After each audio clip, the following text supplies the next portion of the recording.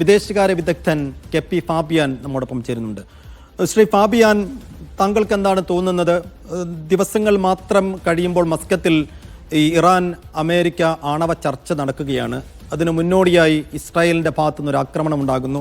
അതിലിപ്പോൾ നെതന്യാഹുവിൻ്റെ ഏറ്റവും ഒടുവിൽ വന്ന പ്രതികരണം ഇത് പെട്ടെന്ന് തീരുമാനമെടുത്ത് പെട്ടെന്നുണ്ടായ ഒരു ആക്രമണമല്ല, ഇത് വേഗത്തിൽ തീരുന്നതുമല്ല, ദിവസങ്ങൾ നീണ്ടേക്കാം. അങ്ങനെയെങ്കിൽ ഇസ്രായേൽ കരുതിക്കൂട്ടി പ്ലാൻ ചെയ്ത് കൃത്യം ടാർഗറ്റ് നടത്തി, കൃത്യം സ്കെച്ചിങ് അടക്കം നടത്തിയതിന് ശേഷം പ്ലാനിങ്ങോടുകൂടി നടത്തിയ ഒരു അറ്റാക്കാണ്. ഇതിന് പ്രത്യാക്രമണം നടത്താൻ പോലും കെൽപ്പില്ലാത്ത രീതിയിൽ മൊസാദിനെ കൊണ്ട് വലിയ തോതിലുള്ള ഓപ്പറേഷൻ ഇതിനകം ടെഹ്റാനിൽ നടത്തിയതിന് ശേഷം, അതാണ് ഞാൻ പറഞ്ഞത്, ആ അർത്ഥത്തിലുള്ള പ്ലാനിങ് അടക്കം നടത്തിയതിന് ശേഷമുള്ള ഈ ഒരു അറ്റാക്കിനെ അങ്ങെങ്ങനെയാണ് കാണുന്നത്, ഈ നടക്കാനിരിക്കുന്ന ചർച്ചയും കൂടി കണക്ട് ചെയ്തുകൊണ്ട്?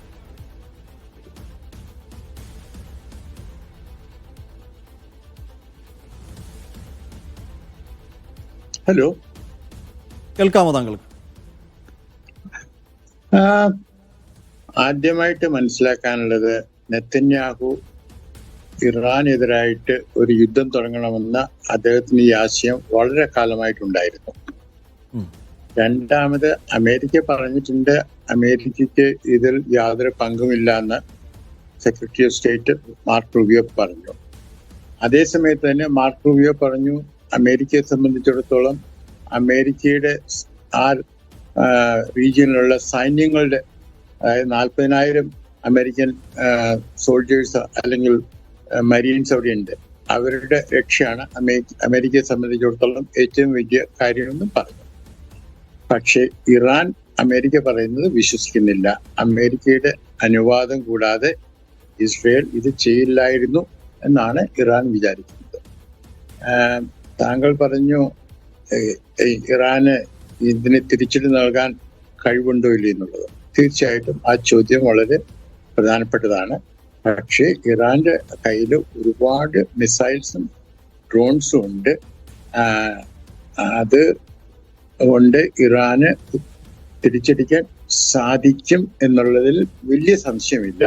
പിന്നെ വേറെന്നുള്ളത്, കഴിഞ്ഞ തവണ, അതായത് കഴിഞ്ഞ കൊല്ലം ഇറാൻ തിരിച്ചടിച്ചപ്പോൾ അമേരിക്കയാണ് ഇസ്രയേലിനെ രക്ഷിച്ചത്. അതിനു വേണ്ടിയിട്ട് അയൽ രാജ്യങ്ങളായ അറബ് രാജ്യങ്ങളും അമേരിക്കയോട് സഹകരിച്ചു.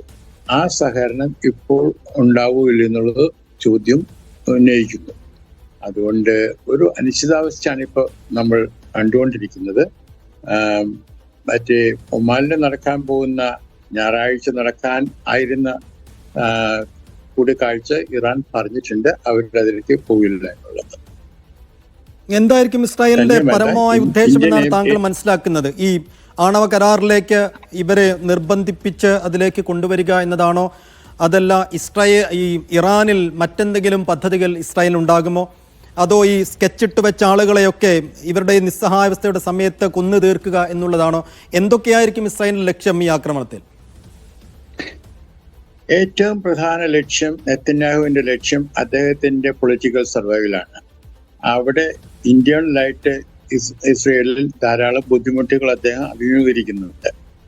ഒന്ന്, ഇസ്രയേലിലെ ക്നെസറ്റ്, അവരുടെ പാർലമെന്റ് പിരിച്ചുവിടാനായിട്ടൊരു പ്രമേയം ഉണ്ടായിരുന്നു, അത് തോറ്റു. ആ പ്രമേയം തോറ്റില്ലായിരുന്നെങ്കിൽ ഒരു എലക്ഷൻ നാളെയോ മറ്റന്നാളോ അടുത്ത് തന്നെ ഉണ്ടാകുമായിരുന്നെങ്കിൽ നെതന്യാഹു വീണ്ടും ജയിച്ച് അധികാരത്തിലേക്ക് വരില്ലായിരുന്നു. രണ്ടാമത്, അദ്ദേഹത്തിന്റെ പേരിൽ ഒരുപാട് അഴിമതി ആരോപണങ്ങളുണ്ട്. അതിന്റെ ഹിയറിങ്ങും ഈ യുദ്ധം കൊണ്ട് ദീർഘിപ്പിക്കാൻ പറ്റും.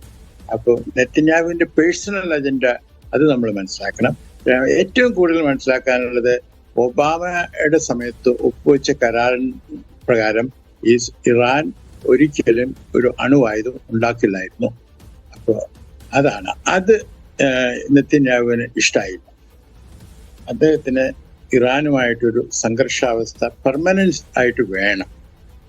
അപ്പൊ ഇത് വളരെ കോംപ്ലിക്കേറ്റഡ് ആണ്. പിന്നെ ട്രംപിനെ സംബന്ധിച്ചിടത്തോളം അദ്ദേഹം ഇതുകൊണ്ട്, ഈ ഇസ്രയേലിന്റെ ആക്രമണം കൊണ്ട് ഇറാൻ ഡോട്ടഡ് ലൈനിൽ സൈൻ ചെയ്യുമെന്നാണ് അദ്ദേഹത്തിന്റെ പ്രതീക്ഷ. അതെനിക്ക് റിയലിസ്റ്റിക് ആണെന്ന് തോന്നുന്നു.